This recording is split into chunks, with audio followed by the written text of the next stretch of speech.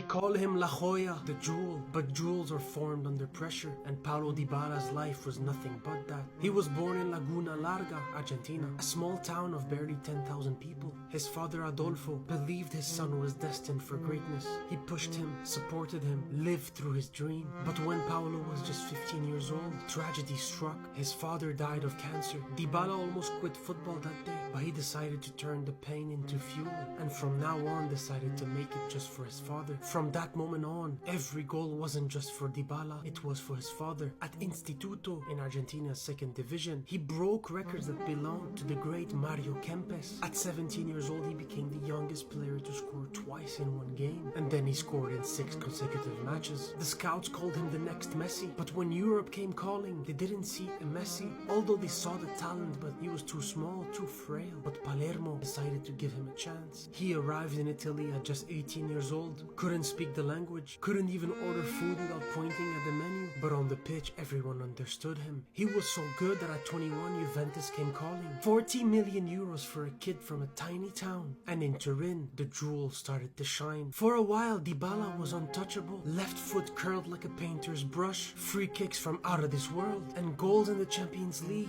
that made us believe he was next in line after Cristiano and Messi. That's how good he got. But here's what most people don't know. Dybala in Juventus wasn't just a fairy tale. He clashed with almost every coach. Allegri, Seri, and then Pirlo. They loved his talent, but they questioned his discipline. Cristiano Ronaldo's arrival didn't help. Dybala went from the heir to the sidekick, and though he smiled deep down, he hated being in anyone's shadow, even if it was Cristiano. And then injuries started to hunt him. Then COVID hit him twice. He went from being named the Serie A MVP to one of the forgotten ones. Juventus let him go for free, and the boy who was once their crown jewel walked away in tears. That's when Roma took him in. In the eternal city, he was reborn. With Mourinho by his side, Dybala became loved again. And then in the international side, Dybala finally got his moment. After years of being overlooked, he stepped up in the final. He scored his penalty against France and helped Messi lift the trophy he was chasing all his life. From a fatherless tiny town in Argentina to world champion in Qatar, Dybala was able to turn pain into greatness. His father was right.